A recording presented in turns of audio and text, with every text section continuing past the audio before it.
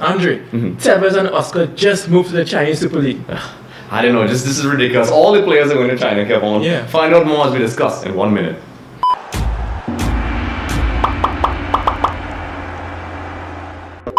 Hey everyone, welcome to another episode of Extra Time TV. This is Andre Sokal. I'm Kevin Campbell. And today we're going to be speaking about China. Yeah. It's, as we said before, a lot of huge players are going to China. The money's being thrown around. Kevin, what do you think about players like Tevez and Oscar heading across to China? Tell me, what do you think? And many others. The Chinese Super League has now become the Premier League in the Far East. Yes. I mean, in the 90s it was the J League in Japan, and for a bit early in this decade it was the A League in Australia. Yeah. But the Chinese Super League has trumped all leagues by splashing millions of dollars in cash on coaches and players and stadiums in the aim to get China to the summit of world football. Yes. Now, very recently, the likes of Carlos Tevez, Oscar, Axel Witsel, Hulk, Ulke, we talk Portuguese. Yes, if you want, yeah, have made their way over to China for big money deals. And also coaches. I mean, Scolari, Lippi was there for a while, Fabio Cannavaro, Felix Magath, Poyet, AVB, they're all in China if you didn't know. But Andre, the Chinese, what they want to do is just to become great in football, but this takes a process. It's really hundreds of years of history that is backs behind a country. If you look at the likes of Spain or Italy or France or Argentina, it's that compendium of good play, of infrastructure through time. So having a snap league like that to bolster the national team is very, very, very, very hard.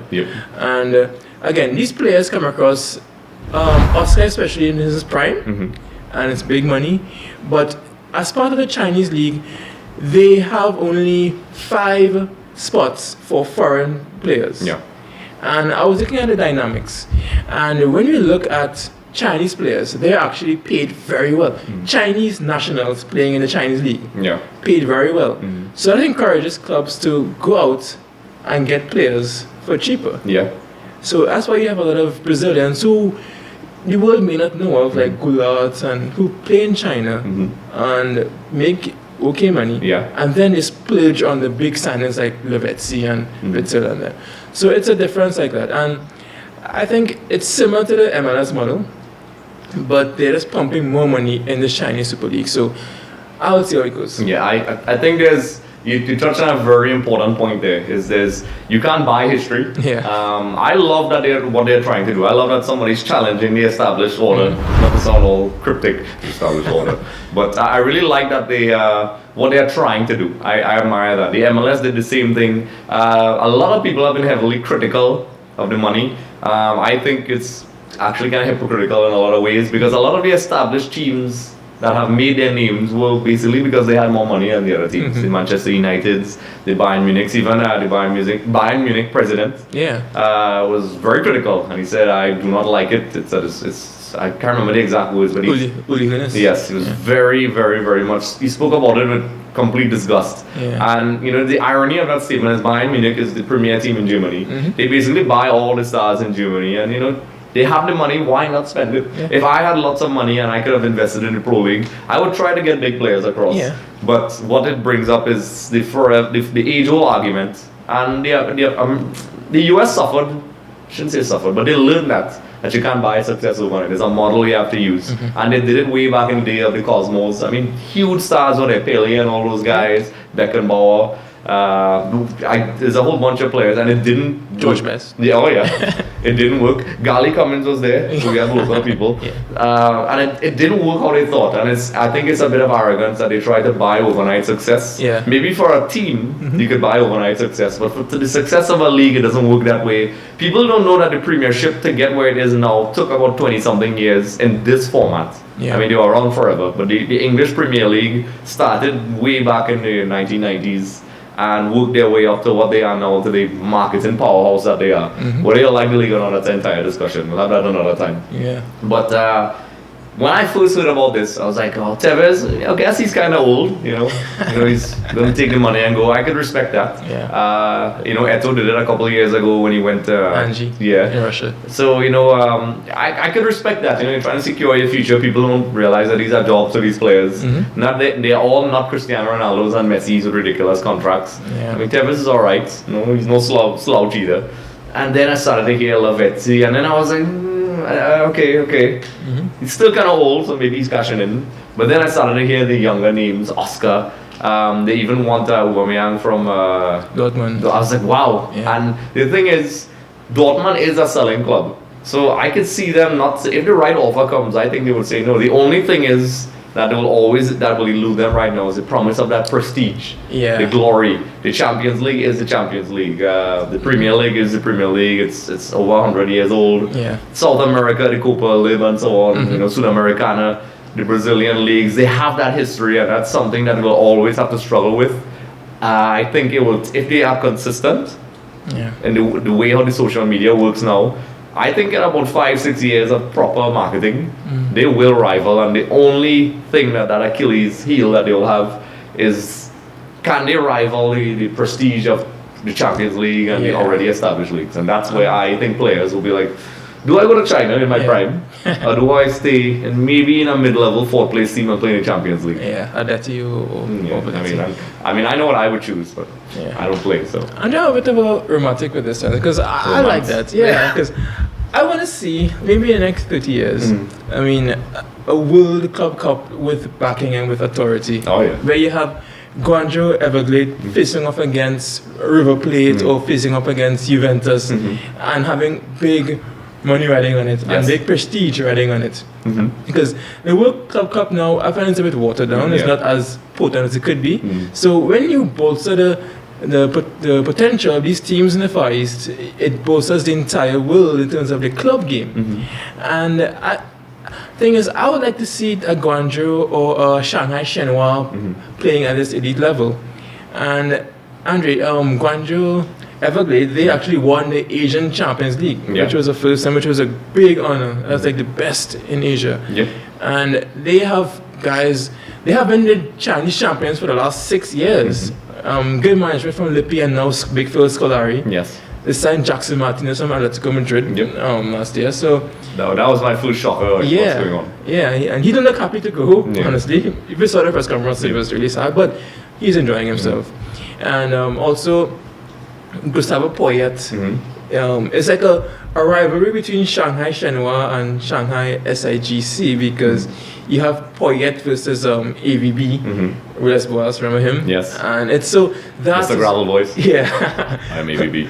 That's what I like. I like to see that. And in a bit of economics, the Chinese government, when a team like Shanghai Shenhua spends that kind of money, it is seen as an investment in the country. So the Chinese government would like that, and they encourage those sort of investments. So that's how stockonomics work. I love that you said that. In the Far East. So I like seeing that part of the game, and I hope that in the next 30 years we have a grand World Cup, and I think so as a football fan. And Guangzhou is really up there with the likes of Madrid. I mean, for the new school fans who now started watching football 5 minutes ago, and usually the reason why, and they don't know this yet, I'll talk to you guys in 10 years and you'll realize I was correct. The EPL is the best league in the world and whatever, and that's your opinion. But you usually hear older people sort of rolling their eyes, and it's because of good marketing. And I think, given time, exactly what you said, they don't do things half-heartedly. They obviously have a plan, and I like that you use the word Soccernomics. There's a book out there called Soccernomics that perfectly explains why certain teams are destined to do well based on the economic stance in the global scale and things like that. Why teams consistently like Germany and Brazil and Argentina do well, and why some teams are destined to be great, and why some teams punch above their weights. It's very interesting. It's very interesting. I mean, you could even maybe get a more realistic look on Trinidad. So check out that book, and I think, listen, China, if they do what they're supposed to do, whatever plan they have, it will definitely benefit their national team. It will definitely shock people, because if you are getting these large stars there, forget marketing, they are helping their football. And many people forget years ago people were preaching the death of German football and saying it was over. And then they did a revamp, not so much marketing, but they did a very grassroots rebranding, not rebranding, but they rehashed everything and did a whole project on that. Yeah. And listen, the German football league, whether you like it or not, is well respected. They have some of the best players. They play some of the most attractive football. Yeah. And people now, compared to a couple of years ago, are looking at the German league now because we are in the era of social media. Yeah. I could look at South American football, I could look at Chinese football, and eventually when the big players go and the marketing is done correctly, they will be unstoppable. And I hope they are, but I don't think we'll see it right now. No, I mean, before we go, I want to correlate it to the J League in the 90s, because back in the 90s, when I started to watch football, really, the J League had like Dunga, you had Arsene Wenger in the J League, you had Mr. Sampaio, a lot of stars that, Gary Lineker, stars that you would consider going to the Far East, but they went. And the league was new, it was fresh, just had the Chinese league, which started in 04, just not long ago, really. Oh, yeah. And look what happened. Japan, as a footballing nation, progressed. And they did their first World Cup in 98. And Japan is now the premier country in terms of national country in Asia. They're the best in terms of their quality of football, producing real beaters like Honda and Nakata and I love Nakata. Shinji Ono and stuff. So it's a good way to correlate, but the J League doesn't have as much money now as the Chinese League. So let's hope that the Chinese League sustains that club game. Yes. And the J League a bit fell by the wayside a bit, and promotes that culture, because in Japan, I mean, the fans are football mad, crazy. They love you. We are Joe compared to them. Yeah. And by we I mean Trans. And this is what 25 years from that. Yeah. So that's why I say 30 years. Can't wait. Yes. You know, it's interesting. I'm gonna put a challenge out to the fans. Yeah. There have been some Trinidadians who played in China. So I'm not gonna kill you all and make you all say 3. I'm gonna, if you all could put, I'm gonna challenge you guys and say, if you all could find out who one of those players, put it in the comment section below. You may qualify to win a prize. Yeah. This is me. I just decided that right now on air. I'm probably going to get kicked around by our Extra Time TV committee. But I love that. I'm going to challenge you guys. Tell me who that player is. There's more than one. There's definitely more than one. So let me know who it is. Comment in the comment section below. And let's see if you can win that prize of copy. Yeah. We're literally doing this right now, FIFA 17. So let's hear it. Do it. Do it now. Yeah. So Kevon, where can we find you? Kev868 on Twitter and Instagram, Andre. You can find me at Andre Soklal on Twitter and Instagram. And also, as I've said in the last couple of videos, I've been challenging FIFA, so you know what? Bring it on. My game handles in the graphic below, and also in the description below. Yeah. Drake10, bring it on, and you could also take a crack at Kevon when he manages to get on the PSN network. Yeah, I may get trashed. Yeah. I mean, I don't know. Who knows, Kevon? Kevon is plain modest. Another 5-0, I don't know. Who knows, right? No, we love it. We love that you guys, want to do those things. So challenge me, and we'll see how it goes. Yeah. Okay, guys, so don't forget, if you like and subscribe our page on YouTube, Extra Time TV, you instantly qualify to win a copy of FIFA 17. So don't forget, like and subscribe.